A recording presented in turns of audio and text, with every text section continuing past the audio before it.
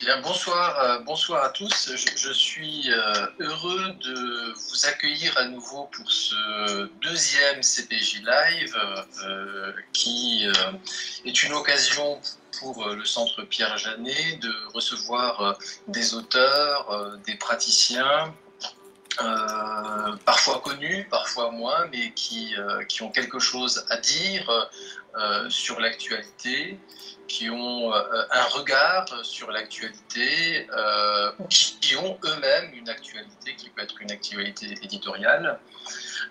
Nous avions reçu il y a quelques semaines de ça le docteur Philippe Breneau, sexologue, ethnologue, et je suis très heureux de recevoir aujourd'hui pour ce deuxième live Evelyne Josse, qui est psychologue, psychothérapeute. En fait, c'est très difficile de présenter Evelyne Josse. Je parcourais tout à l'heure le CV qui est le sien et qui est accessible en ligne. C'est 22 pages de CV, donc qui sont assez difficiles à résumer.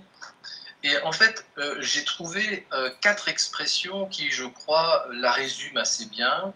D'abord, c'est quelqu'un qui est une spécialiste du trauma.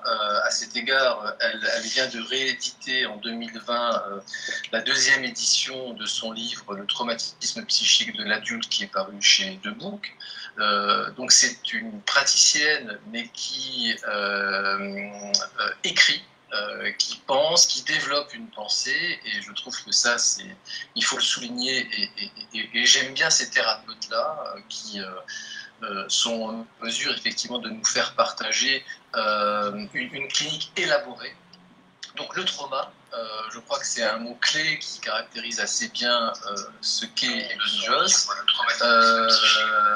Son attrait et son intérêt pour l'hypnose, puisqu'elle est formatrice, elle coordonne des formations, y compris un des diplômes d'université que nous accueillons en collaboration avec l'Université libre de Bruxelles au Centre Pierre Janet.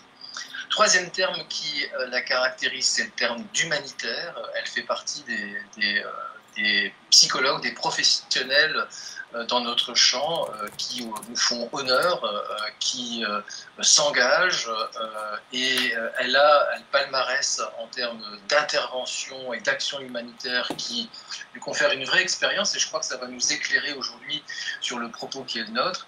Et le terme qui m'est venu à l'issue, c'est une psychologie citoyenne, parce que c'est avant tout, je crois, une psychologue qui met ses connaissances et ses compétences au service des individus, et s'est orientée vers les individus, orientée vers les personnes et leur souffrance. Alors, bonjour Evelyne Josse. Bonjour Cyril, bonjour à tous. On se connaît depuis quelque temps. J'ai eu la chance de t'accueillir à l'Université de Lorraine comme maître de conf associé. Et je suis heureux qu'on puisse échanger ensemble aujourd'hui sur une question compliquée, sur laquelle, au fond, on a entendu très peu de psychologues s'exprimer, si ce n'est de façon un peu localisée, autour du Covid, autour du confinement, autour de ce qui s'est passé ces derniers mois. Et quand je regarde les posts qui sont les tiens, les écrits qui sont les tiens, tu essayes de diffuser une certaine pensée, un certain regard, effectivement, sur ces événements un peu inédits. Alors j'aimerais qu'on échange un petit peu là-dessus, sachant que le Centre Pierre Janet s'est beaucoup également impliqué autour de ces questions-là dès le début du confinement, et ce sont d'ailleurs des problématiques qui vont donner lieu à... Alors, au fond, et peut-être pour entrer dans le vif du sujet, et ça te permettra aussi de mieux te faire connaître de nos auditeurs, pour ceux qui ne te connaîtraient pas. Le confinement, c'est derrière nous, d'une certaine manière, mais on se rend bien compte que tout cela a laissé des traces. On a pu voir ici ou là, même dans des revues scientifiques dites sérieuses, que confinement avait des impacts psychologiques, voire même des impacts psychotraumatiques. Hein. Nos collègues chinois ont écrit des choses assez étonnantes parfois sur les impacts psychologiques du confinement. Or, on sait bien que le confinement n'est pas d'une certaine manière. Tout dépend avec qui on est confiné, où on est confiné. On était très inégaux face à la problématique du confinement. Si on est dans un environnement harmonieux, dans une belle maison avec une piscine ou un beau balcon, et ben c'est peut-être sans doute très différent qu'un confinement dans un petit appartement où on doit supporter un conjoint et des enfants avec lesquels ça ne se passe pas bien, voire même qui nous violentent. Au fond, qu'est-ce que tu peux dire et quel est ton regard sur les impacts qu'a pu avoir ce confinement sur les familles, sur les couples et sur un peu les oubliés parfois, les enfants? Mais sur les couples, effectivement, la situation de confinement a eu un impact. Alors, évidemment, c'est la première chose qui vient à l'esprit, c'est que ça a été un accélérateur des problématiques qui étaient déjà sous-jacentes, évidemment. Donc, des gens qui avaient déjà des problèmes et qui n'ont pas pu échapper à ces discussions, ou en tout cas à ces confrontations. Je pense malgré tout que sur les couples, le confinement a eu un effet autre qu'accélérateur. Je pense par exemple que des couples qui sont très autonomes ont besoin aussi d'avoir autre chose dans leur vie que leur couple, de s'épanouir notamment dans le travail. Ils sont très heureux de se retrouver le soir, mais ils sont aussi très heureux d'avoir une vie en dehors. Et que ces personnes-là, par exemple, être confinées tout le temps ensemble, c'est très difficile. C'est très difficile aussi pour des personnes, des couples où un serait fusionnel et l'autre ne le serait pas. Parce que finalement, le confinement, c'est une relation fusionnelle forcée. Et quand on est très autonome, c'est compliqué. Et quand un est fusionnel et l'autre pas, c'est aussi compliqué. Dans la vie de tous les jours, finalement, celui qui est fusionnel, son désir de fusion est contraint finalement par le fait que le partenaire n'est pas là, qu'il est au travail, que lui-même est au travail. Ici, on peut avoir des situations où justement une des personnes peut être très demandeuse et l'autre pas. Et donc, on n'a plus ces espaces qu'on a dans une vie normale. Je pense aussi que certaines personnes ont mal réagi au confinement, étaient par exemple très angoissées par rapport au travail, par rapport à la maladie, pour des proches, ou déprimées, peu importe, enfin des troubles, je dirais, plus psychologiques, qui font qu'une personne peut être aussi plus irritable, plus agressive, et donc déclencher des bagarres qui n'auraient pas eu lieu sans ça. Et donc, en fait, on peut avoir des tensions sans pouvoir éliminer ces tensions par le sport, par la visite à des copains, etc. Et donc, c'est un peu comme une cocotte minute. Ça peut créer des situations où on en arrive au conflit, où les personnes en arrivent presque à se dire qu'elles vont divorcer. Je pense à notamment un couple que j'avais interviewé qui disait, ben voilà, on était très heureux au début du confinement de se retrouver et finalement, on a fini par s'arracher les yeux les uns des autres, l'un de l'autre, et on en est arrivé à se dire qu'on allait se séparer. Et maintenant que le déconfinement a lieu progressivement, on a repris nos vies, ça va mieux, mais ça laisse des traces, ça laisse des cicatrices, et on se dit qu'on n'est pas prêt, on est à vivre ensemble 24 heures sur 24. C'est finalement ce que vivent les gens à la retraite, quand les deux personnes du couple se retrouvent à la retraite, on sait que c'est compliqué aussi au niveau des territoires. Un couple, on a ces territoires, je ne sais pas, moi par exemple, madame fait la cuisine, je vais prendre le cas très classique et très caricatural, et monsieur est au jardin, et en fait, là, on va partager le même espace, le même territoire, il va y avoir des conflits de territoire, des conflits aussi par rapport à des attentes qui peuvent être déçues. Par exemple, on peut attendre de son partenaire qu'il soit plus actif au niveau des tâches ménagères, puisqu'il est disponible, et puis ce n'est pas le cas, et donc ça peut aussi créer des conflits. Finalement, on découvre un peu l'autre dans une situation qu'on ne connaît pas habituellement. Parce que c'est pas habituel de vivre ensemble. Alors bien sûr, il y a des couples pour qui ça a renforcé les relations, pour qui ça a donné des certitudes par rapport à l'avenir du couple, etc. Mais c'est vrai que pour beaucoup, ça a créé des tensions avec des divorces. Beaucoup de divorces, on en a parlé pour la Chine, mais c'est vrai aussi pour la Belgique et la France. Le taux de divorce a très très fort augmenté. Et pour ceux qui ne vont pas divorcer, ça peut laisser des cicatrices, en tout cas sur le long terme. On n'échappe pas, on ne peut plus échapper à ce moment-là au réel de l'autre d'une certaine manière. Voilà.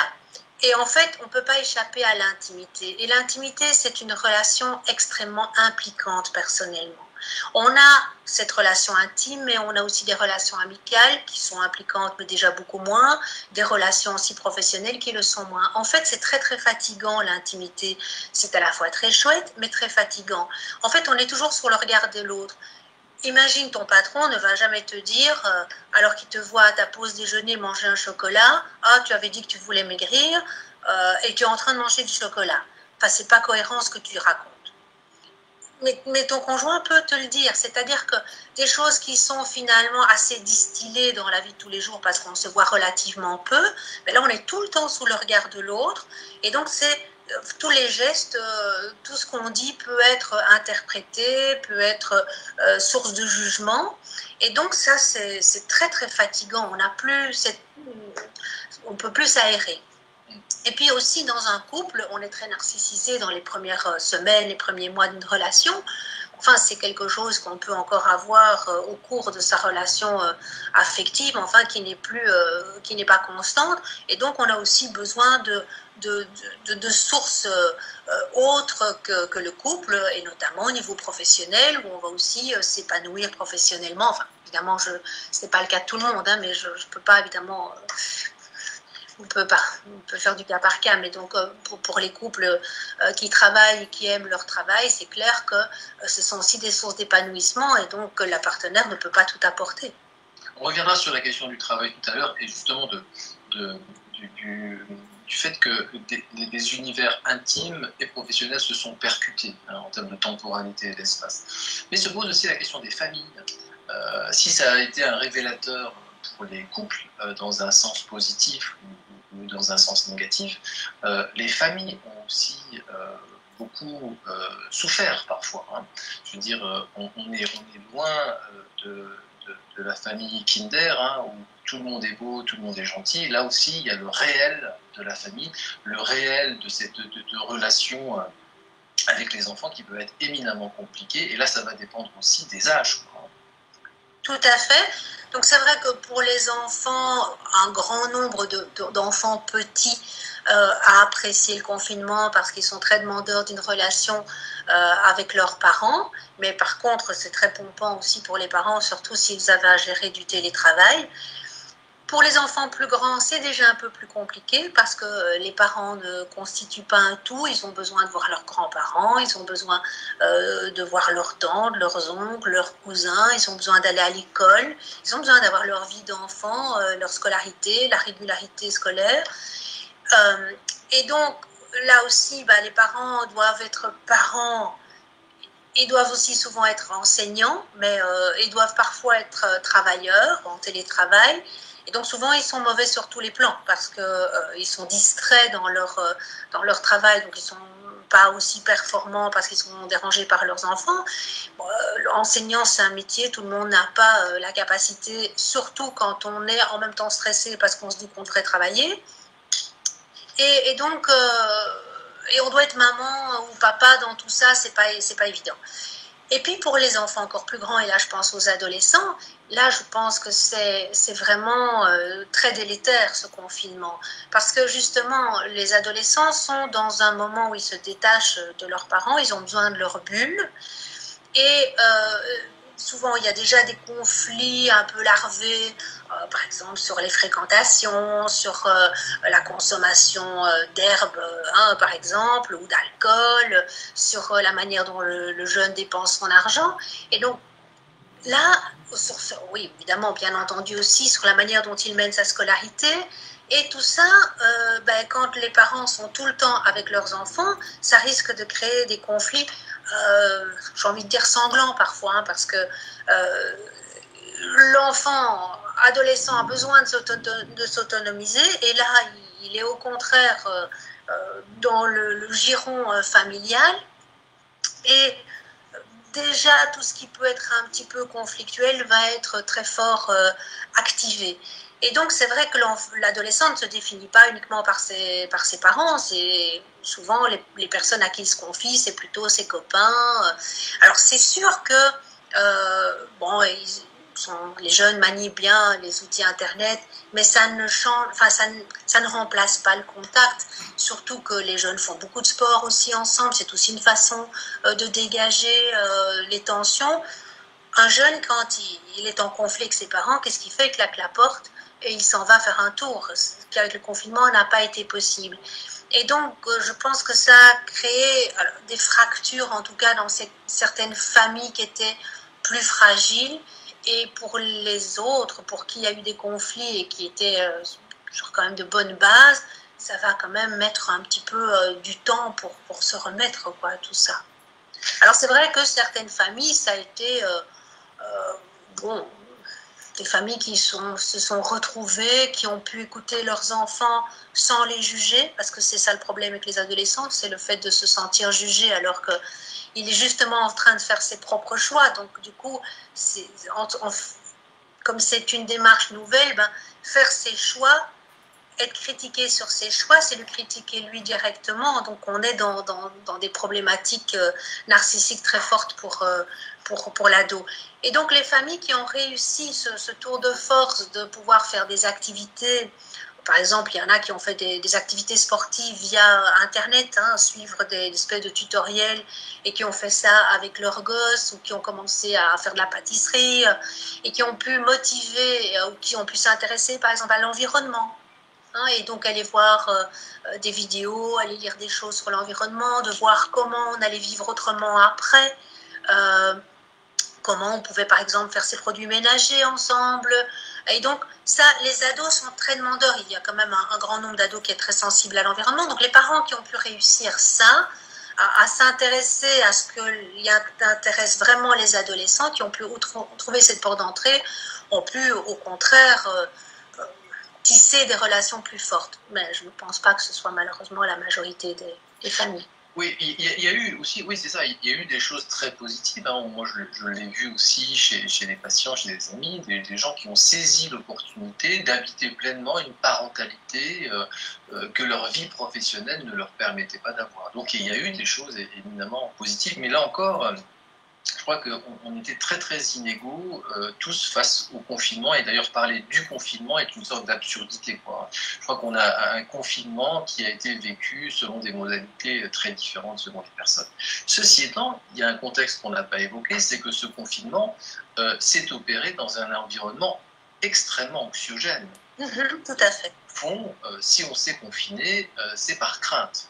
Crainte de tomber malade et une pathologie, des pathologies dont on a encore du mal à circonscrire les contours. Et là, pour les enfants, ça a été parfois très difficile. Moi, j'ai eu de nombreux témoignages de parents qui parlaient de ces enfants qui restaient comme ça devant la télévision, parce que quand même, la télévision ou Internet étaient des médias qui relayaient l'information, on était tous à aller chercher l'information, hein, et qui se rendaient bien compte que quelque chose se passait, quelque chose vis-à-vis duquel les adultes étaient déjà bien en difficulté pour le saisir. Même la médecine a eu du mal à saisir, on a eu des informations contradictoires sur les attitudes à avoir ou les postures à ne pas avoir. Et là, des enfants qui étaient face à de l'incertitude, face à de l'impuissance, et ça a généré manifestement beaucoup de peur et d'angoisse chez certains petits. Oui, et en fait, il faut aussi se rappeler des attentats qui sont quand même assez récents. Donc, pour les jeunes adolescents, les grands enfants, jeunes adolescents, on a quand même un climat d'incertitude. Et puis, on a aussi ce qu'on appelle l'éco-anxiété, hein, l'anxiété sur l'environnement qui est de plus en plus fréquente chez les enfants. Donc, effectivement, il y a certains facteurs qui s'accumulent. Ils entendent beaucoup parler de ça à la télévision. Alors moi je pense que bon, ce qui va surtout être important pour les petits, c'est l'attitude des parents. Hein, c'est les personnes qui sont le plus à même de sécuriser leurs enfants, même dans un contexte anxiogène, ce sont les parents. Hein, tu connais certainement cette histoire avec le Blitz à Londres où les enfants ont été, une partie des enfants a été mis à l'abri et d'autres sont restés sous les bombardements à Londres, donc pendant la Deuxième Guerre mondiale. Et en fait, on s'est rendu compte que quand on a fait des études après, qu'en fait, les enfants qui avaient le moins de symptômes de type traumatisme, dépression, anxiété, etc., c'était les enfants qui étaient restés sous les bombardements avec leurs parents. Donc, je pense que l'attitude des parents est très, très importante. Et je pense aussi que c'est bon, ça fait partie du fait de grandir qu'on ne peut pas tout gérer, que les adultes ne gèrent pas tout. Les enfants aussi entendent parler d'accidents de voiture, entendent parler de crise cardiaque, hein, de morts comme ça brutales. Et donc, oui, il y a une partie de la vie qui ne peut pas être contrôlée et ça fait partie du fait de grandir, de l'apprendre et d'apprendre aussi qu'on peut vivre avec ce risque. Ah, donc c'est pour ça que je dis c'est surtout l'attitude des parents. Chaque jour, papa, maman prend la voiture, chaque jour, il risque un accident, il risque de mourir dans un accident. C'est-à-dire que nous vivons en fait tous en sachant qu'il y a des risques, mais nous les vivons bien et donc nous ne transmettons pas ces angoisses à nos enfants. Ce qui est évidemment très important, c'est ce qu'on dit, hein, les risques connus et les risques inconnus. Ça, c'est une grande différence. Et c'est pour ça que les adultes ont eu tellement de mal à gérer, parce que c'est un risque nouveau. Je fais toujours le parallèle, nous fumons, toi et moi, nous ne fumons pas, mais je veux dire, il y a des gens qui fument, il y a des gens qui boivent beaucoup trop, il y a des gens qui boivent en conduisant, il y a des gens qui mangent voilà, des aliments qui sont mauvais pour la santé. Et donc, ce sont des risques que les gens savent qu'ils prennent. Quand les gens fument, ils savent très bien qu'ils prennent des risques. Et les adolescents savent très bien que ces risques existent. Mais ce sont des risques connus, donc on les gère. Ils sont un peu sous contrôle. Donc on se dit que de toute façon, il faut bien mourir de quelque chose, ou on se dit je fume pas tant que ça, ou on se dit mais je roule prudemment quand j'ai bu un verre. Enfin, on a des mécanismes de défense qui nous permettent aussi de gérer ces risques. Et évidemment, le risque par rapport au Covid, c'est un risque inconnu. Et on voit d'ailleurs maintenant que ce risque commence, entre guillemets, à être un petit peu plus connu dans le sens d'être intégré, et on voit d'ailleurs un relâchement par rapport aux mesures de distanciation sociale, par rapport aux mesures sanitaires. Hein, je pense que ce n'est pas le seul élément, mais je pense que le fait que ce soit un risque qu'on apprivoise fait qu'on se détend, enfin pas tous évidemment, mais un peu plus par rapport à ça. Et donc, je pense que l'attitude des adultes est très importante, et c'est pour ça que moi j'étais quand même très positive par rapport à la reprise scolaire, parce que je pense que les enseignants ont aussi un grand rôle par rapport à ça. Ce qui était le risque évidemment dans le confinement, c'est que les interlocuteurs principaux des enfants devenaient les parents. Alors que par exemple pendant les attentats, il y avait les parents, mais il y avait les enseignants qui étaient aussi là pour donner un autre son de cloche, voilà, pour remettre un petit peu les choses à leur place, quoi. Ce qui permet d'aller puiser des univers représentationnels différents chez différents interlocuteurs, quoi. Tout à fait. Oui, complètement. Ouais. D'ailleurs, le confinement, ce fut étonnant, hein, puisque si certains de nos patients ont affronté les choses assez positivement, d'ailleurs ce ne sont pas ceux sur lesquels on aurait parié la réussite adaptative qui ont fait le mieux, c'est-à-dire que des patients pour lesquels on avait des doutes et des craintes sont particulièrement adaptés au confinement, alors que d'autres qu'on pensait plus solides, patients ou non d'ailleurs, ont été en grande difficulté.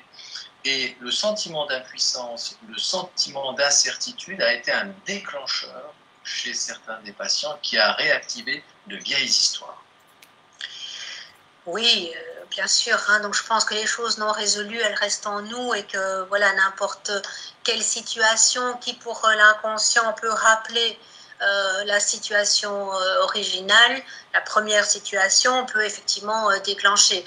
Moi, par exemple, j'ai eu des personnes qui, le port du masque à réveiller des abus sexuels, simplement parce qu'on est bâillonné. Hein, c'était les mots. J'ai 2 personnes qui ne se connaissent pas qui m'ont toutes les 2 dit ça. Hein, donc oui, effectivement, le confinement, d'être enfermé, peut réactiver des situations où on s'est senti prisonnier de parents, par exemple, ou prisonnier d'un conjoint violent, d'un premier conjoint violent, par exemple, des choses comme ça. Alors, il y a une population particulière dont on a très peu parlé durant cette crise, ce sont les malades chroniques. Voilà des gens qui ont déserté les services hospitaliers et les cabinets médicaux. C'est-à-dire que, je vais prendre une métaphore, mais c'est juste, ils se sont assis sur leur maladie pendant plusieurs semaines, alors que c'était des gens qui étaient des patients qui consultaient de façon assez fréquente les services hospitaliers, mensuels, hebdomadaires parfois, avec des troubles cardiovasculaires, sur des maladies inflammatoires comme les maladies de Crohn par exemple, avec des diabètes, des cancers. C'est-à-dire que voilà, ils ne consultaient plus, on a mis la focale sur les services d'urgence et de réanimation. Et voilà des gens qui, effectivement, ont beaucoup souffert sur le plan de leur maladie, en termes de troubles anxieux, qui étaient dans une double contrainte, une double angoisse. D'abord, l'angoisse de qu'est-ce qu'il va se passer avec leur maladie, parce qu'ils étaient des personnes à risque, et factuellement. Angoisse parce qu'ils étaient face à un système médical qui était incapable de les accueillir, incapable de leur donner des certitudes face à la maladie. Et ça a eu au moins 2 types d'effets. D'abord, des effets sur leur santé, puisqu'il y a eu des aggravations. Dans le cas du diabète, il y a eu beaucoup de gens qui ont eu des problèmes assez sérieux, avec parfois des amputations, parce que les gens ils ont composé comme ils pouvaient. Et puis des conséquences psychologiques assez sérieuses, puisqu'ils étaient, eux, face à une angoisse qui n'était pas une angoisse fantasmée, d'un risque exagéré. Ils étaient vraiment face à une réalité nouvelle, d'une mise en danger pour leur propre intégrité physique.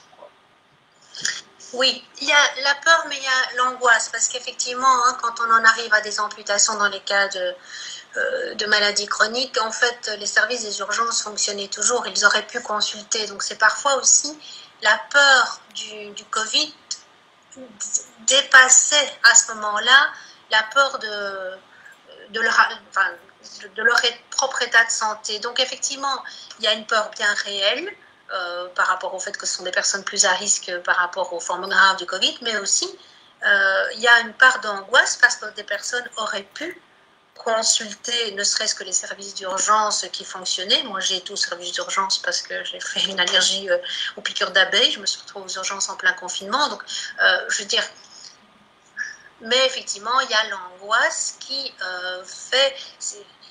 Ça, on connaît bien, hein, aussi avec des hypochondriaques qui ont peur pour leur santé et qui finalement ne vont pas consulter tellement ils ont peur d'avoir une mauvaise nouvelle et qui laissent une maladie s'aggraver. Bon, toute comparaison n'est pas raison, hein, mais ce que je veux dire, c'est qu'il y a quand même une part d'angoisse chez ces personnes-là.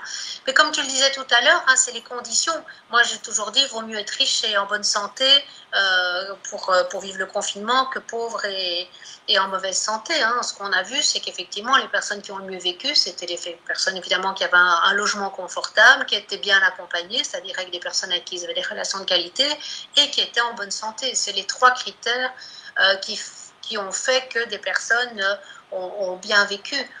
Donc là, effectivement, il y a à la fois la peur et à la fois l'angoisse chez les personnes malades chroniques.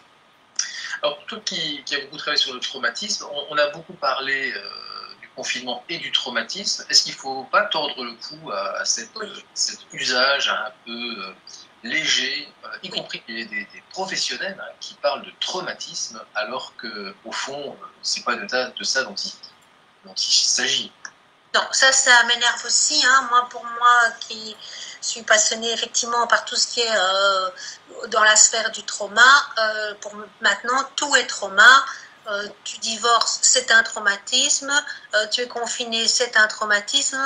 tu as un deuil, c'est un traumatisme. Alors, c'est pas une question d'intensité de la souffrance, hein. Comme je dis, un deuil, c'est une souffrance extrême pour certaines personnes. Ça n'en reste pas moins que quand ce n'est pas dans des situations traumatiques, ce n'est pas un traumatisme. Et donc, ça devient un terme générique pour toutes les souffrances, et je ne suis pas d'accord. C'est sûr que par rapport au confinement, on a eu ce qu'on appelle le stress de base, c'est-à-dire le stress qui est un stress tout à fait normal et adaptatif dans toutes les situations où notre mode de vie est modifié, nos habitudes sont modifiées. Et puis on a eu tout ce qui est trouble de l'adaptation, c'est-à-dire toutes des personnes qui n'ont pas bien réussi ce cap. On a eu des troubles de l'adaptation. Mais on ne peut pas parler effectivement de troubles de type traumatique. Pour moi, c'est tout à fait exagéré, sauf bien sûr pour les personnes qui ont été confrontées à la mort brutale d'un proche, qui a été contaminé, en quelques jours la personne est décédée. Voilà, ces situations, ou alors des réactivations de traumatisme, comme on l'a dit, de traumatisme antérieur non résolu, que la situation est venue rappeler. Mais non, on ne peut pas parler de traumatisme. Pour moi, on est dans le stress de base, les troubles de l'adaptation, mais on n'est pas dans... Complètement. Mais l'erreur et le biais vient aussi des chercheurs, hein, puisque on a vu dans les publications des Chinois, effectivement, des évaluations du stress post-traumatique dans le confinement.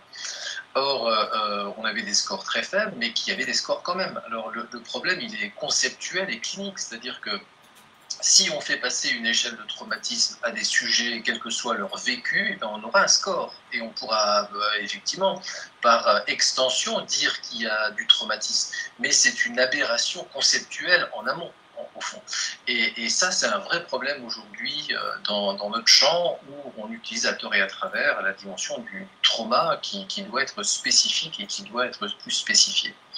Je voudrais qu'on passe à un autre thème qui est quand même un thème très important, tu l'évoquais tout à l'heure, c'est la place du travail, et en particulier du télétravail.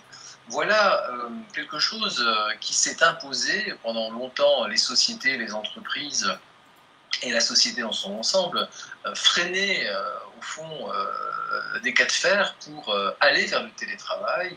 On pensait ça impossible, certaines entreprises étaient réticentes, et puis voilà, du jour au lendemain, on s'est tous mis au télétravail, et c'est quand même pas anodin. Je pense qu'on n'est pas sorti de l'auberge avec cette histoire de télétravail, puisqu'on s'est bien rendu compte que eh bien, c'était pas si facile que ça avait des conséquences. On travaille à la maison, donc on est dans un espace privé, dans lequel on a une activité qui habituellement se passe ailleurs, c'est-à-dire dans un espace professionnel et public. Il y a une espèce de confusion des espaces. Hein. Mon salon, ou ma cuisine, ou mon bureau, si j'en ai un, j'ai de la chance, devient, pendant une période de la journée, mon espace de travail. Donc il y a une espèce de collusion qui s'opère.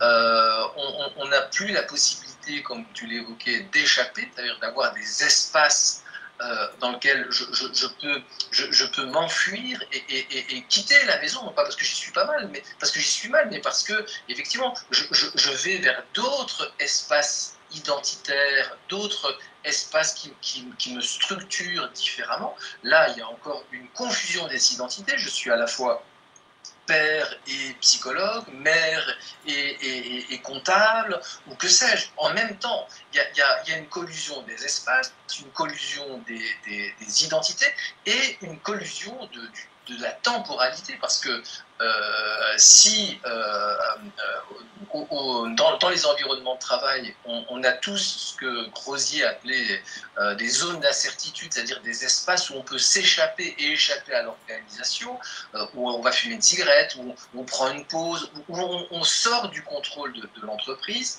Là, c'est le rêve taylorien, le télétravail. On contrôle en permanence ce que je fais. Je sais si je suis devant mon écran, c'est presque comptabilisé, c'est-à-dire que Taylor serait heureux. On a systématisé le rapport au travail, et je crois qu'en plus, on a intensifié, et on est tous crevés après ces phases de télétravail, beaucoup plus fatigués qu'avant. On a intensifié l'heure de travail. Donc, il y a quelque chose qui s'est opéré là et qui, sur le plan psychologique, est loin d'être anodin. Quel regard tu portes sur cela? Je pense que la porosité entre vie professionnelle et vie privée s'est accélérée parce qu'évidemment c'était déjà présent, de plus en plus de personnes lisaient leurs mails, envoyaient des rapports, etc. Déjà dans leur espace privé. Mais effectivement, ça s'est fort intensifié. Il y a quand même des personnes qui sont contentes du télétravail, hein, puisqu'il y a à peu près 40% des personnes qui sont contentes et 40% qui ne le sont pas. Hein, des personnes qui disent je peux mieux gérer finalement mon temps, j'ai pas de longues heures dans les transports en commun ou en voiture, je ne dois pas tout le temps répondre à quelqu'un au téléphone, je suis donc plus concentrée sur mon travail. Bon, d'autres, effectivement, disent on est quand même plus éloigné des sphères décisionnelles, on est plus isolé. Et évidemment, les personnes qui sont plus satisfaites, c'est plutôt les personnes au-dessus de 40 ans, c'est-à-dire des personnes qui n'ont pas à s'occuper d'enfants. Même si tu as des adolescents, les grands adolescents, ils gèrent en fait leur vie, ils gèrent leur scolarité pendant le confinement, etc. Ils ont pu gérer ça tout seuls. Mais donc, tout n'est pas mauvais, mais effectivement, comme tu le dis, il y a des collisions au niveau des territoires et des identités, et même ce qui peut être négatif, à savoir les longues heures dans les transports, peut aussi avoir un aspect positif, parce que c'est justement une sorte de sas aussi entre vie professionnelle et vie privée. Et c'est un temps où les gens parfois téléphonent ou regardent Facebook, et donc c'est aussi une phase quelque part qui peut être aussi de détente. Alors, bon, en fait, comme tu le dis, si j'ai un bureau, j'ai de la chance. Hein, quand on lit les recommandations sur le télétravail, il faut que ce soit une pièce séparée, etc. Or, tout le monde n'a pas de grands espaces, donc on va forcément travailler dans les espaces qui sont soit consacrés au repos, hein, la chambre, le salon, donc à la détente, ou à la cuisine, quand on n'a pas la possibilité. En fait, souvent, on va dans l'endroit qui est le plus confortable aussi. Et donc, le plus confortable, c'est aussi souvent le salon ou le lit. Donc, c'est aussi effectivement des lieux qui sont plus des lieux de détente habituellement. Et tu as raison, nous, en hypnose, on appelle ça les indicateurs de contexte. C'est-à-dire qu'un certain environnement, notre cerveau va l'associer à certaines activités. Par exemple, tu vas dans ton lit, tu vas t'endormir rapidement, alors que dans un hôtel, tu vas t'endormir difficilement. Par exemple, certaines personnes. Parce que c'est vraiment le lieu, c'est défini pour le cerveau que là, on se détend, on se relaxe. Et donc, le fait qu'on va mettre du travail dans ces espaces, eh bien, le cerveau va associer aussi le travail à ces espaces. Ça veut dire que quand tu vas te détendre, tu peux être perturbé par le travail, et quand tu vas travailler, tu vas être perturbé par la détente. En fait, tu vas être autant distrait dans un cas que dans l'autre. Et par exemple, je ne sais pas, moi je suis dans mon salon, j'ai l'habitude de regarder Facebook, et bien donc du coup, tu seras plus tenté d'aller voir Facebook en télétravail parce que tu travailles dans ton salon. Et c'est aussi un impact sur toute la famille, parce que les territoires dans une famille, c'est quelque chose qui est très codifié, même si c'est implicite. Mais par exemple, dans le salon, tout le monde peut venir, mais tout le monde ne peut pas laisser n'importe quoi traîner. On peut peut-être laisser traîner un bouquin, mais pas ses chaussettes. Dans sa chambre, les adolescents, souvent, ils font ce qu'ils veulent. La chambre des parents, elle est interdite aux enfants, sauf à certaines heures, ou sauf s'il faut vraiment aller chercher quelque chose. Et en fait, du coup, c'est toute la famille qui va être reléguée dans des endroits. Donc c'est tout le territoire aussi de la famille qui va être perturbé. Mais tu as tout à fait raison aussi sur les identités, où ça devient très confusionnant, et le risque, c'est oui que l'un l'emporte sur l'autre, mais comment et mal. Et comme je disais tout à l'heure, on va être mauvaise mère, mauvaise mauvais père, je suis une femme donc je parle en tant que femme, mauvais travailleur et mauvais enseignant. En fait, on va tout mal faire. Surtout si on a des enfants dont on doit s'occuper. Ça, je pense que le télétravail à ce moment-là n'est pas une bonne chose. De ce point de vue, je crois qu'il y a une vraie différence voilà, j'ai des enfants en bas âge et j'en ai pas parce que je suis une femme isolée avec des enfants ou je suis en famille. Je pense que là aussi, le vécu du télétravail, c'est comme le confinement, c'est une espèce d'entité générique qui en soi veut rien dire, quoi. Je crois qu'il y a des vécus éminemment différents et c'est plus que des vécus, c'est même des souffrances parfois ou des satisfactions, voilà, qui peuvent être identifiés. Et dans cette période de télétravail, on était quand même confronté à deux mondes qui ont cohabité. Les télétravailleurs, ceux qui ont pu effectivement voilà, transporter leur activité via Internet, et ceux dont on avait besoin sur le terrain, qui étaient notamment les soignants, mais aussi les hôtesses de caisse, tous ceux qui ont fait en sorte que la société puisse fonctionner quand même. Et pour revenir sur les soignants, là on a été et on est encore face à une réalité éminemment complexe. Hein.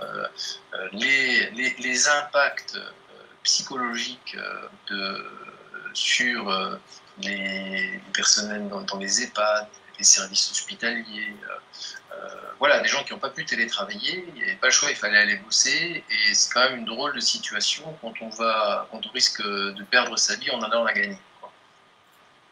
Est-ce que tu as été confronté à ça? Est-ce que tu as eu des témoignages autour de ces problématiques-là?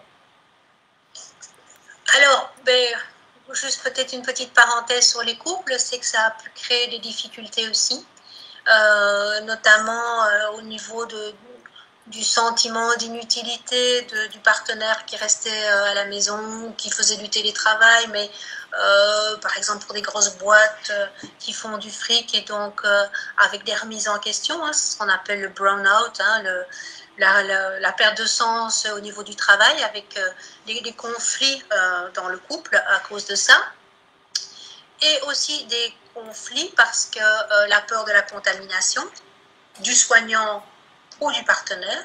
Le soignant, par exemple, ne voulant plus embrasser ses enfants, faisant chambre à part, par peur de contaminer, ou l'inverse, le partenaire qui s'écarte par peur de la contamination. Alors, c'est sûr que les soignants, je vais certainement oublier beaucoup de choses parce qu'il y a énormément de choses à en dire, donc j'ai fait beaucoup d'interviews de soignants, donc c'est sûr que il y a toute une série de choses qui s'est accumulée. Comme tu le sais, moi j'ai travaillé aussi dans des épidémies. Déjà au niveau physique, je crois qu'on ne se rend pas compte, mais la tenue est quelque chose de très difficile. C'est chaud, on a de la buée sur les lunettes parce qu'on a des grosses lunettes. On respire mal à travers le masque, surtout que ce sont des masques FFP2, donc ce sont des masques filtrants, ce sont des masques qui sont assez insupportables. Moi, l'odeur, par exemple, je ne pouvais plus supporter cette odeur des masques FFP2. Donc déjà, physiquement, c'est très compliqué. C'est très compliqué aussi parce que justement, comme c'est lourd comme protocole, comme procédure pour s'habiller et se déshabiller, ça non plus on ne se rend pas compte, mais ça met plusieurs minutes pour s'habiller, ça met encore plus de temps pour se déshabiller, parce qu'il faut vraiment se déshabiller d'une certaine façon, se désinfecter chaque fois, etc. Donc ça prend du temps.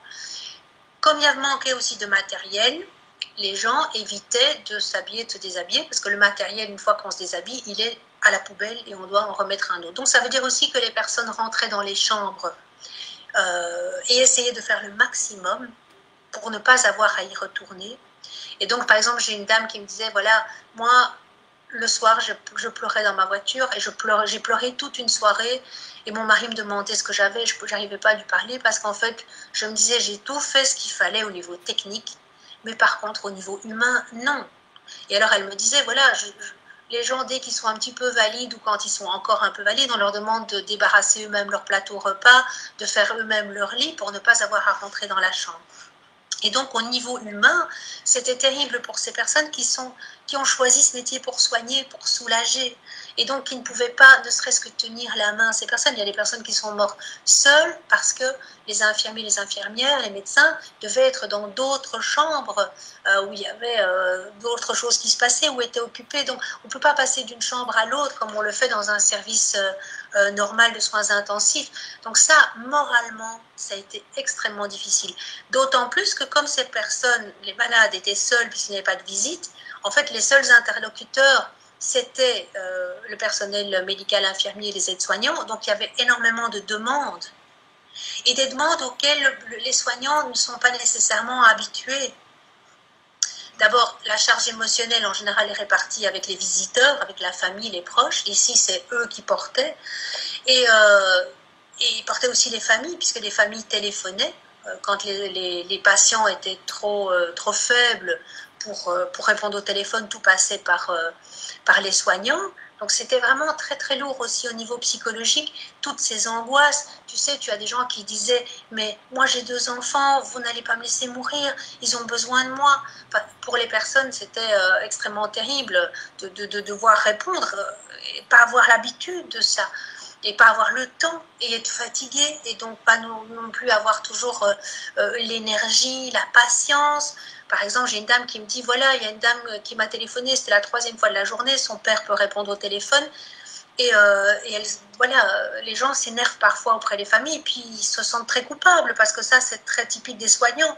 Quand ils s'irritent, quand ils s'énervent, après, ils sont très culpabilisés, puisqu'ils sont justement dans l'aide, habituellement, dans le soulagement, et donc c'est contraire, évidemment, cette attitude-là. Et après, elle me disait, mais je la comprends. Parce qu'elle disait, ben, je n'ai pas confiance dans ce que mon père raconte, il raconte n'importe quoi, c'est pour ça que je vous téléphone à vous, au personnel infirmier. Et donc, il y a cette compréhension et en même temps, ne pas pouvoir répondre. Donc, il y a aussi cette impuissance, non seulement à sauver les gens, de ne pas avoir nécessairement les médicaments qu'il faut, ne serait-ce que pour soulager, parce qu'il y avait vraiment un manque terrible. Donc, au niveau de la charge émotionnelle, ça a été terrible. Et puis, évidemment, et là, on peut vraiment parler de traumatisme pour les soignants. C'est qu'il y en a qui ont été évidemment contaminés. Il y a des collègues qui ont vu leurs collègues mourir. Donc, par exemple, pour te donner un exemple, 2 infirmiers et infirmières, donc un couple, ils sont tous les 2 tombés malades, ils ont tous les 2 été admis aux soins intensifs. Eh bien, leurs enfants, ce sont le personnel infirmier, donc leurs collègues qui se sont reliés pour aider leurs enfants. Tu imagines la charge émotionnelle dans ce service. Donc là, on peut parler de trauma, parce que le trauma, on peut être sujet, on peut être témoin, on peut être acteur. Alors là, comme sujet, eh bien, le risque de tomber malade, de voir que d'autres soignants sont malades, le fait d'être témoin de nombreux morts. Pour certaines personnes, c'était la première fois, parce qu'on avait des jeunes médecins en formation, des jeunes infirmières qui sortent à peine de l'école, qui n'étaient pas du tout préparées à voir des morts. Parfois, c'était leur premier décès. Et ici, c'était des décès en série. Tu avais aussi des personnes qui se sont, dans leur travail d'infirmier par exemple, spécialisées dans la consultation. Donc, par exemple, il y a une infirmière douleur, donc il ne faisait que de la consultation douleur, qui s'est retrouvée aux soins intensifs. Donc, aussi avec tout le stress, parce que c'est extrêmement technique. Donc, c'est une formation d'être aux soins intensifs. Plus la charge pour ses collègues de devoir la former. Ou un autre, un médecin qui est pneumologue et qui s'est retrouvé, donc il faisait que des consultations en pneumo, qui s'est retrouvé aux soins intensifs. Donc, c'est être témoin dans des situations complexes. Et puis, il y a aussi le fait d'être acteur quelque part, dans le sens où, bien sûr, on n'accepte pas tout le monde aux soins intensifs, même hors Covid. Par exemple, une femme de 93 ans, on ne va pas commencer à faire de la réa. Mais ici, évidemment, l'âge a été diminué, c'est-à-dire qu'on n'acceptait plus tout le monde aux soins intensifs, des gens qu'on aurait acceptés hors Covid. Et donc, par exemple, pour te donner un exemple précis, un médecin qui s'est senti vraiment très très mal parce qu'il y a eu 2 personnes qui sont arrivées aux soins intensifs, et donc il y a un monsieur qui n'était pas vraiment très âgé, qui avait 73 ans je pense, et donc il n'a pas pu l'admettre. Alors peut-être qu'il n'aurait pas survécu, mais le fait aussi de ne pas pouvoir au moins soulager. les fins de vie. Parce qu'une pneumonie, c'est douloureux en plus, les gens sont très inconfortables. Donc, ne pas accepter quelqu'un aux soins intensifs, c'est aussi se dire qu'on ne le soulage pas, qu'on ne lui offre pas une fin de vie. Donc non seulement on n'essaye pas de sauver sa vie, peut-être qu'on aurait réussi, donc c'est toujours une espèce de fantasme qu'on peut avoir, mais en plus on n'a pas soulagé. Et donc ça, c'est compliqué. Donc par exemple, en Espagne, puisque j'ai aussi fait des interviews avec des personnes en Espagne, je ne sais pas quelles étaient les règles exactement en France et en Belgique, mais on ne prenait pas aux soins intensifs des personnes qui avaient une espérance de vie en dessous de 2 ans. Alors imagine-toi, ça veut dire que des personnes qui ont un cancer du poumon métastatique et qui ont une espérance de vie selon les médecins d'en dessous de 2 ans, mais on ne les soignerait pas. Hein, donc il faut s'imaginer pour les soignants ce que c'est, hein, puisque habituellement, même si on sait qu'une personne n'a pas une espérance de vie de 2 ans, on va tout faire pour la soigner, pour prolonger sa vie et pour la prolonger avec qualité et pour lui offrir une fin de vie la plus confortable possible. Et donc, c'est aussi un aspect qui a été extrêmement douloureux et qui risque effectivement de laisser des traumas. Et là, on peut vraiment parler de trauma, on est vraiment dans la confrontation à la mort, dans la responsabilisation, voire le sentiment de culpabilité. C'est un sentiment, c'est pas une réelle culpabilité évidemment, mais d'avoir précipité la mort d'une personne ou d'être responsable de sa mort. C'est vrai qu'un des enjeux à terme, c'est de voir comment ça va impacter ces soignants, non pas seulement sur le plan psychologique, mais aussi en ce qui concerne leur rapport au travail, leur implication au travail, le sens de leur travail. Et effectivement, bon, on ne peut pas faire de politique ici, on peut juste espérer qu'ils soient confrontés à une reconnaissance juste, parce que il suffirait d'imaginer une seule seconde ce qu'aurait pu devenir notre société si ces professionnels-là avaient abandonné. Si ces professionnels-là avaient invoqué le droit de retrait, juste une seconde, et ben, je pense que notre système se serait effondré. Donc, de ce point de vue, effectivement, on est face à quelque chose qui est éminemment important et avec des conséquences psychologiques évidentes et des conséquences psychosociales hein, et professionnelles hein, dont on mesurera sans doute un peu plus tard les effets si rien ne se passe. Toi tu l'évoquais tout à l'heure, tu as quand même... j'ai reparcouru ton CV, tu as parcouru le monde, en tout cas tu es allé dans de nombreux pays, toi tu es allé vers les épidémies et les pandémies, tu es allé apporter ton aide dans des pays qui étaient en grand danger et confrontés à des crises sanitaires sans précédent. Quelle différence, qu'est-ce que tu as retiré de ces expériences-là et en quoi ces expériences-là peuvent nous éclairer sur ce que l'on a vécu dans nos pays européens, occidentaux, même si d'autres pays au-delà de l'Occident ont été touchés, mais voilà, de ce qu'on a vécu nous en Europe en tout cas. Mais la différence, c'est que c'est un choix. Hein. Par exemple, moi, je suis partie pour l'épidémie de coronavirus, donc le SRAS en Vietnam. Bien, moi, j'ai été prévenue que si je tombais malade, je ne serais pas rapatriée parce que même les militaires, les contacts que Médecins sans frontières avaient pris avec les militaires, pour nous rapatrier, parce que les assurances avaient d'office refusé, avaient aussi refusé. Donc, je veux dire, on va déjà en connaissance de cause, mais aussi d'une façon tout à fait volontaire. Donc ça, je pense que c'est assez différent, puisqu'ici, c'est tombé dessus sur des services et que, voilà, les gens ont travaillé. Alors, certaines personnes vont avoir, et je le sais que ça se passe comme ça, parce que maintenant, il y a aussi une déprime dans certains services, c'est que, en fait, on se sent aussi très valorisé dans le sens où on apporte quelque chose à ces personnes hein, qui sont en grande détresse par les malades, et donc les malades et les familles. Et donc, ça, je pense que c'est très valorisant. Puis on est quelque part shooté à l'adrénaline, et donc on voit dans les services aujourd'hui qu'il y a une phase pour certaines personnes d'espèce de dépression comme ça. Donc ils sont très contents, évidemment, que l'épidémie ralentisse. Ils étaient très fatigués, mais en même temps, il y a une espèce de vide. Ils ont été sous la lumière des projecteurs, hein, donc aussi quelque part considérés comme des héros. Et ça, je pense qu'on a aussi ce genre de choses avec Médecins sans frontières quand on part sur certains contextes.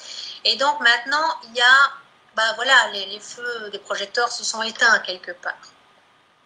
Et comme tu dis, au niveau social, je pense qu'on était dans un contexte très compliqué en France et en Belgique, où il y avait des grèves, des mouvements d'humeur et une demande de revalorisation du métier, une demande aussi par rapport au matériel qui était toujours insuffisant dans de nombreuses institutions, de nombreux hôpitaux. Et donc, on leur a promis tout ça. Maintenant, si ça ne vient pas, je pense que la colère va monter énormément. Je prends toujours cette métaphore de l'homme qui a avalé, du roi qui a avalé une arête et qui promet son royaume à celui qui lui retirera l'arête. Ben, une fois qu'on lui retire l'arête, il a oublié ses promesses.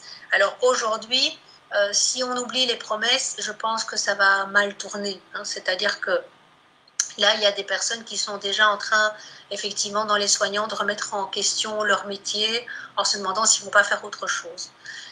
C'est pas que pour les soignants, hein. D'ailleurs, je pense qu'il y a eu beaucoup de remises en question sur le sens. Hein. Tu as évoqué le sens, donc j'évoquais le burn-out.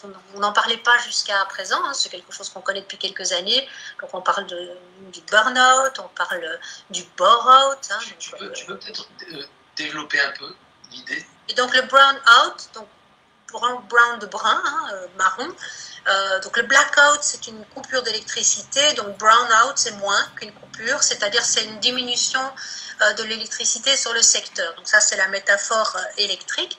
Et en fait, pour le travail, c'est un syndrome dont on parle depuis quelques années, qui est la perte de sens. Et en fait, pourquoi cette diminution de l'intensité sur le secteur? C'est en fait la diminution de la motivation. Donc ce sont des personnes qui remettent en question le sens de leur travail, souvent parce qu'il y a une collusion avec les valeurs ou avec la représentation du travail. Et donc, c'est vraiment la perte de sens. Le travail n'a plus de sens. Et donc, effectivement, on a ça sur les infirmiers, mais a contrario, moi, j'ai eu des témoignages de personnes qui me disaient « Mais moi, je fais un métier de con, je fais gagner du fric à des entreprises et mon boulot, c'est ça, c'est de faire gagner encore plus de fric à des entreprises, alors qu'il y a des métiers pleins de valeurs, comme par exemple les soignants, hein, les infirmières, les infirmiers, eux ont fait quelque chose de valorisant. Moi, ce que je fais, ça ne vaut rien, il faut que je change de travail. » Et le manque de reconnaissance des infirmières risque d'avoir l'effet inverse, c'est de se dire, mais nous, on est prêts à faire beaucoup de choses, et c'est vrai, hein, ils se sont vraiment donnés à fond, mais en même temps,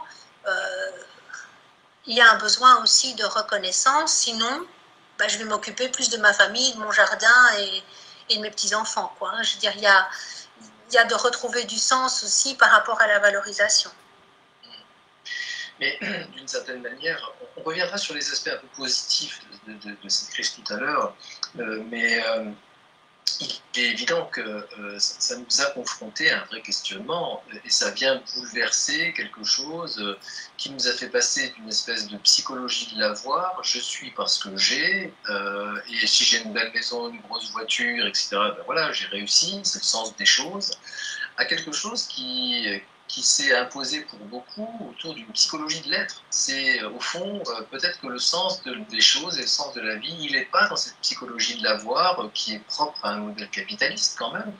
Il y a un retour, non pas seulement sur soi à avoir, mais un retour sur soi et vers les autres. Et réexpérimenter le lien social, on peut espérer, on en reparlera tout à l'heure, que ce soit quelque chose qui soit un peu plus investi. Il y avait un aspect concernant les malades du Covid, mais je vais le laisser tomber. Je voudrais peut-être qu'on aborde, parce que je sais que tu as beaucoup travaillé sur cette question-là, la question du deuil. Parce que c'est quand même une situation assez inédite, en tout cas, elle existe, tu l'as sans doute rencontrée dans tes périples dans différents pays confrontés à des crises sanitaires identiques, mais voilà, beaucoup ont perdu des proches, le nombre de morts est conséquent, et ça s'est fait brutalement. Ensuite, on a appris brutalement les décès. Il n'y avait pas de rite funéraire puisque les cultes étaient interdits. On se retrouve au cimetière dans le meilleur des cas, et parfois à l'entrée du cimetière.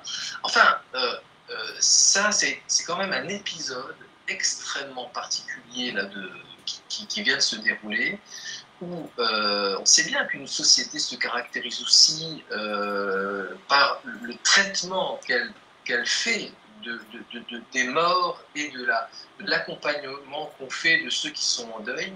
Et là, on a quand même été dans une situation inédite, ou alors on l'a rencontré, notre génération en tout cas n'y avait jamais été confrontée, et ça c'est pas sans conséquence non plus. Qu'est-ce que tu peux en dire? Mais je pense qu'on va avoir beaucoup plus de deuil compliqué, donc on fait la différence entre deuil normal, deuil compliqué ou complexe, et deuil pathologique. Donc le deuil pathologique, je ne vais pas en parler parce que c'est vraiment des deuils avec des vraies pathologies psychiatriques. Ce qu'on appelle le deuil complexe ou le deuil compliqué, ce sont des deuils qui vont souvent durer beaucoup plus longtemps, avec souvent plus de colère, plus de dépression. Donc là, on a quand même beaucoup d'endeuillés qui sont très en colère contre les autorités. Je vais te dire que moi, je n'ai jamais vu ça. Hein. J'ai travaillé dans plusieurs épidémies, et notamment une des épidémies Ebola sur laquelle j'ai travaillé, c'était au Congo. Il y avait 70% de décès. Donc, tu vois, on est encore dans des autres proportions, avec des maladies extrêmement dangereuses. Eh bien, nous, on autorisait la visite d'une personne par jour.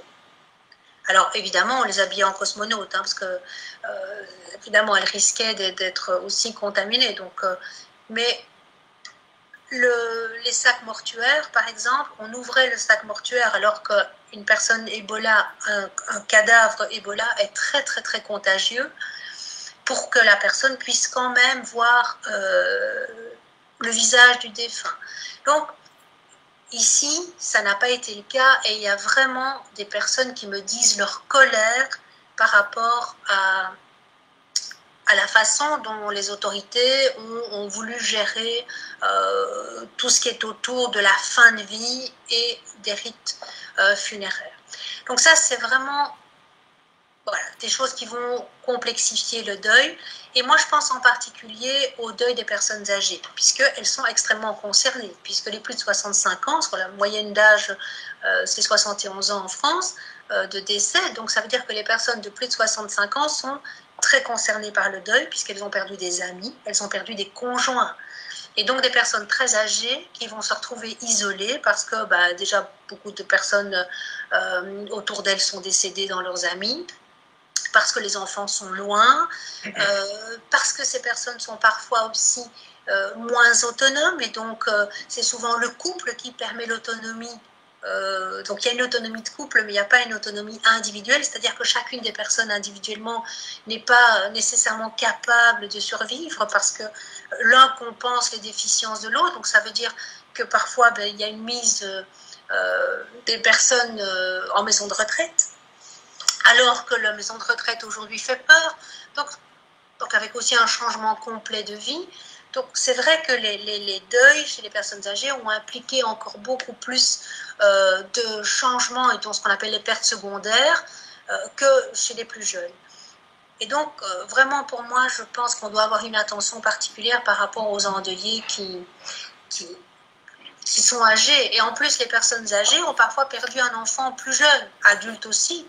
Mais par exemple, les personnes très âgées de 80 ans ont parfois perdu un membre de leur famille de 57, 58, 59 ans. Et donc perdre un enfant, on sait que c'est encore plus douloureux que de perdre chez la personne âgée, je parle. Hein. Donc les études montrent que le deuil d'un enfant et le deuil d'un partenaire sont les deuils les plus douloureux, puisque ce sont des partenaires de toute une vie. Mais le deuil d'un enfant adulte est une souffrance énorme. Et donc, elles sont plus isolées, elles ont moins d'énergie psychique, elles sont plus recentrées sur elles-mêmes, leurs intérêts dans la vie sont sont dilués. Hein. Les personnes âgées, en général, leurs intérêts se restreignent. Et donc, du coup, les deuils sont très compliqués parce qu'en fait, pour pouvoir sortir d'un deuil, il faut pouvoir s'appuyer sur des attachements. Or, les attachements, il y a des personnes qui sont très isolées, et sur des intérêts qui vont motiver et soutenir la personne. Alors, chez les personnes plus jeunes, je pense qu'il va falloir effectivement aussi faire ce deuil de ce qu'on aurait voulu que les choses soient, de comment on aurait voulu que les choses se passent. Oui. Quels sont néanmoins les aspects positifs qu'on peut tirer de cette crise? Au fond, on a renoué avec une forme de solidarité sociale, on a renoué avec du lien interindividuel. Qu'est-ce que ça nous a amené de positif, cette situation de crise, et en quoi ça peut nous amener, au fond, à changer? On nous a annoncé une transformation sociale. Pas sûr qu'on y arrive, mais peut-être qu'on a quand même... on est quand même arrivé à une forme de conscientisation nouvelle de notre rapport au monde, de notre rapport à l'environnement, de notre rapport à la nature. C'est quelque chose auquel toi tu es particulièrement sensible. Qu'est-ce que tu pourrais en dire? Bon, moi je suis peut-être moins optimiste que toi parce que je pense que chaque grande crise, qu'elle soit individuelle ou qu'elle soit sociale, crée des remises en question. Une personne qui va avoir un cancer, par exemple, souvent remet sa vie en question. C'est pas pour autant que ça se poursuit sur la durée. C'est-à-dire que ça, c'est quelques mois, quelques années éventuellement, au mieux. Une fois que la personne est complètement guérie, elle a repris sa vie, elle oublie ses bonnes résolutions. Dans les grandes crises sociales, les subprimes, ça n'allait plus jamais arriver. Les attentats, on allait aussi corriger le tir parce qu'en fait, s'il y avait du terrorisme, c'est parce que la société n'était pas inclusive, etc. Et donc, moi, je vois que rien n'a changé. La seule chose que je vois qui a changé, c'est qu'on a des mesures sécuritaires qui se sont prises dans les crises, et on n'est jamais revenu à des lois plus libérales après les crises. Donc, par exemple, pendant les attentats, on a fait passer des lois qui ont réduit en tout cas, qui surveillent davantage les citoyens, notamment au niveau d'Internet. Bon, ici, effectivement, les gens ils en ont marre de la société néolibérale qui n'est pas inclusive, qui ne tient pas compte de l'environnement, qui n'est pas une économie durable, qui n'est pas une économie circulaire, etc. Ils veulent autre chose. Mais moi, je pense que vouloir très fort ne change rien. Si je veux arrêter de fumer et que je veux très très fort, ce n'est pas en voulant très fort que les choses vont changer, ou si je veux maigrir, ou si...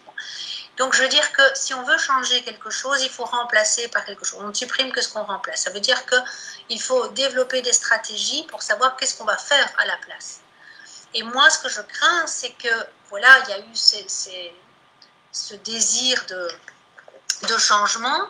D'abord, je pense que les gens ne sont pas très bien informés. Par exemple, notre utilisation d'Internet, le téléchargement de films, la visioconférence, c'est 4% des émissions à effet de gaz, c'est-à-dire c'est 1,5 fois en plus que le trafic aérien. Et moi, je vois mal les gens ne plus faire de pièces jointes, réduire leur visioconférence, réduire leurs jeux vidéo, etc. Donc,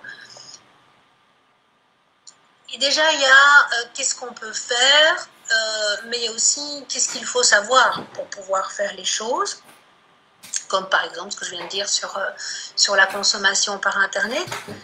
Alors,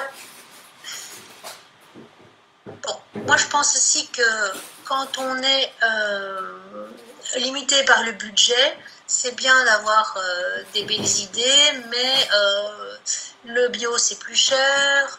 Alors tout le monde te dit si c'est possible de manger bio et pas trop cher. Alors chez moi ici en Normandie c'est pas un problème. Par contre je ne suis pas sûre qu'à Paris où il n'y a pas beaucoup de maraîchers que ce soit la même chose. Donc bon, va y avoir des contraintes budgétaires qui vont faire que les personnes, pas seulement sur ça, mais par exemple sur le travail des enfants, sur la Chine, sur les produits qui viennent de Chine, c'est dans des manufactures qui sont pas chères, donc les ménages qui sont pas très riches, ils vont continuer à se tourner vers des produits qui sont produits sans tenir compte de l'environnement, qui ne sont pas dans une écologie durable. Donc aussi tout ce qui est petit mouvement émotionnel, là, tu vois, petit tumulte émotionnel quand tu vas pas bien. Hein, le sport national quand même en France et en Belgique, c'est d'aller s'acheter des fringues pour les filles. Bon, moi, je ne fais pas ce genre de choses. Je n'ai jamais trouvé de plaisir là-dedans, mais un petit coup de dopamine là, quand les gens font des achats, eh bien, comment est-ce que les gens vont gérer toute cette consommation, hein? Si on mange, par exemple, chez le maraîcher, chez moi, il n'y a que les produits de saison. Il n'y a pas autre chose. Donc, ça veut dire que ça va être frustrant alors qu'on a connu tellement d'autres choses. Donc, ça peut être très enthousiasmant dans un premier temps. Je ne suis pas sûre que sur la durée, ça va être le cas. Et alors, comme je dis, tu connais sans doute cette histoire de la part du colibri hein, de Rami. En fait, c'est... le petit conte, c'est il y a un incendie de forêt et puis il y a un petit colibri qui fait les allers-retours et qui va chaque fois prendre une goutte d'eau dans la mare et qui la jette sur l'incendie. Alors, je lui dis, mais enfin, c'est pas ça qui va arrêter l'incendie. Et il répond, mais je fais ma part. Alors, voilà, à titre individuel, on fait notre part, mais c'est pas suffisant. Il faut que ça se passe au niveau collectif et que ce soit un collectif organisé, c'est-à-dire des actions concertées, que ce soit au niveau politique. Et moi, ce que j'entends au niveau des politiques, c'est la relance, la relance, la relance. Et je comprends, parce que s'il n'y a pas de relance, les gens vont être au chômage, le pouvoir d'achat va diminuer. Voilà, ça va être la guerre économique, enfin, dans les foyers, je veux dire. Donc, pour moi, je ne sais pas très bien comment sortir de ça. Il faudrait qu'effectivement, il y ait des volontés politiques, parce que soit, au niveau individuel, on peut faire notre petite part, mais on sait bien que, par exemple, ce qui pollue le plus, c'est beaucoup plus les industries que les privés. Et donc, voilà, je suis assez dubitative sur... Et pas forcément optimiste non plus hein, sur ce que ça peut donner, quoi, d'une certaine manière. Non, je ne suis pas très optimiste parce que je pense qu'il faudrait des volontés. Et quand tu vois la volonté, par exemple, au niveau environnemental, quand tu vois que des pays européens ont demandé à ce que donc il y a des accords européens sur le climat, hein, sur la pollution, etc. Il y a des pays, heureusement ça a été refusé, mais qui ont demandé, en raison justement de l'épidémie, qu'on puisse être plus large, c'est-à-dire qu'on puisse davantage polluer. Aux États-Unis, ils ont donné une autorisation de polluer davantage l'air et les eaux pour relancer l'économie en raison du Covid. Donc, je pense que ce qui se passe dans la réalité ne va malheureusement pas dans le sens qu'on souhaite. En plus, je veux dire, si on veut relocaliser, qu'on veut une économie plus circulaire, plus locale, ça veut dire que les industriels ils vont devoir faire manufacturer ici, et donc avec une main-d'œuvre qui coûte extrêmement cher. Est-ce que les gens vont être d'accord de payer 5 fois le prix de ce qu'ils payent aujourd'hui ? Je crois effectivement que cet après dont on nous a parlé, sans doute il ne sera pas aussi idéal que ce qu'on aurait espéré qu'il soit. J'ose espérer qu'il y ait des prises de conscience et j'ai le sentiment que celles-ci sont arrivées. Peut-être que d'ailleurs ce sont les plus jeunes qui seront les porteurs de cela. Mais c'est vrai que le sentiment, quand on regarde un petit peu ce qui se passe à travers les médias ou tout simplement dans les villes, c'est qu'il y a un retour à la normale. Et on essaye, quand on voit cette attitude de la plupart de nos concitoyens qui font l'économie des gestes barrières comme si tout ça n'avait pas existé, je pense qu'ils sont l'illustration de notre capacité à dénier une réalité et danger. C'est clair. Bien. Mais j'espère que pourtant hein, que les choses vont changer parce que je pense que notre société est résiliente par rapport au Covid au niveau économique. Elle l'a été après la peste noire au XIVe siècle, elle l'a été après la grippe espagnole. Ça a pris du temps dans les deux cas. Ça a changé effectivement certaines choses. Ici, je pense qu'on va s'en remettre, même si ça avait laissé des traces à long terme, enfin, en tout cas à moyen terme, pendant plusieurs années. Mais par contre, là où on ne sera pas résilient, où notre société ne sera pas résiliente, c'est par rapport au climat, par rapport à l'environnement. Et donc là, je pense, j'espère bien, comme tu le dis, que les nouvelles générations vont aller dans ce sens, parce que là, oui, là, à un moment, notre société ne se relèvera pas de ça. Est-ce que y avait quelques questions que je peux te poser, peut-être qui ont été posées sur Internet. Si y en a d'autres, je les prendrai puisque elles me sont transmises. Est-ce qu'on peut imaginer une empreinte transgénérationnelle de ce qu'on a vécu?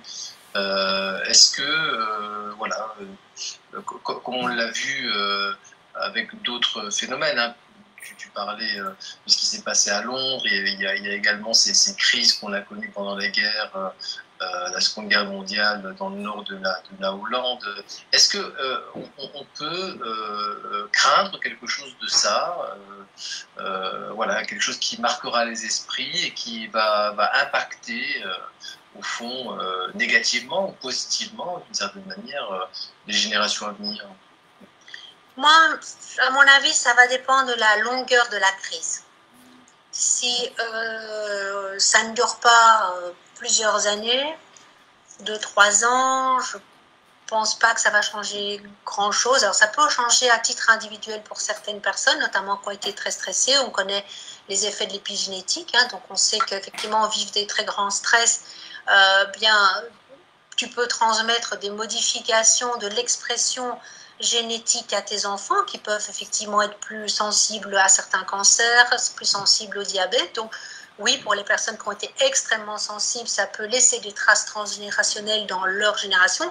Si on parle d'un sens plus global de notre société, là je pense que ça va dépendre si nous allons être marqués. La peste noire a duré plusieurs années, ça a duré, en plus c'est revenu de façon régulière, donc la menace a perduré.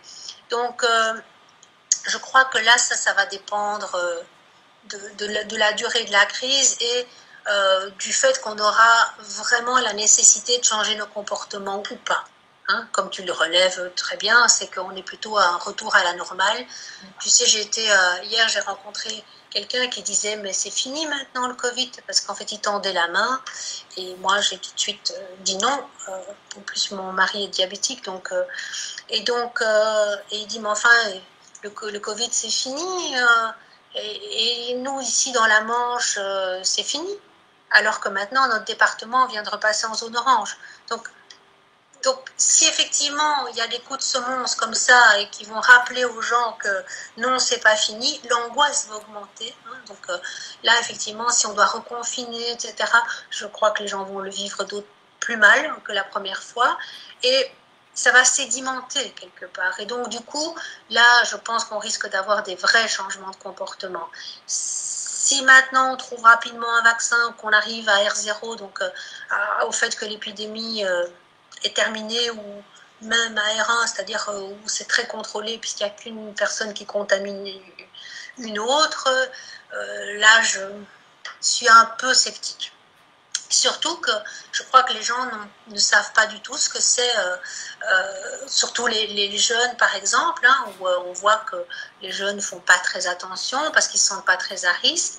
Et puis il y a des tas de gens qui ne savent pas que ce n'est pas qu'une simple grippette, qu'on peut passer des semaines et des semaines aux soins intensifs, qu'on peut développer des séquelles comme des fibroses pulmonaires et donc avoir des séquelles à long terme, voilà, il y a des résurgences aussi de symptômes, même après guérison. Il y a des gens qui ont été réadmis aux urgences. Donc là, évidemment, quand les gens vont être plus confrontés avec des personnes malades, ça risque aussi de faire prendre conscience d'autant plus, et donc de faire prendre conscience plus globalement sur l'environnement, sur la manière de vivre, sur la manière d'être, sur voilà, le fait que la vie est fragile, et donc voilà le sens qu'on veut lui donner, etc. Bien, eh bien écoute, merci pour cet échange.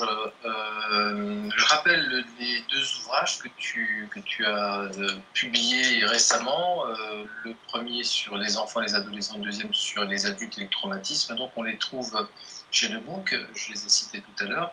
Et merci pour cet échange. J'espère que les auditeurs eh bien, auront apprécié ta lecture concernant cette crise. On verra effectivement ce que tout ça va donner dans les mois et les années à venir. Des impacts sans doute négatifs, mais espérons-le aussi avec l'espoir qui reste le mien, des transformations positives individuelles. Individuel, certainement. Et peut-être dans un processus additionnel collectif. Mais bon, je pense qu'on va voir ce qu'on appelle la croissance post-traumatique. Hein, pour certaines personnes, c'est effectivement que leur vie va être plus riche après. Parce que pour certaines personnes, ça va être un accélérateur, mais de quelque chose qui était déjà là. Je crois peu au déclencheur de quelque chose. C'est-à-dire que tout d'un coup, la personne réalise dans quel monde elle vit et qu'il faut le protéger. Je pense plus à des gens qui étaient déjà en réflexion et dont la réflexion va s'accentuer et s'approfondir et qui peuvent effectivement, elles, avoir une vie plus riche après. Ouais.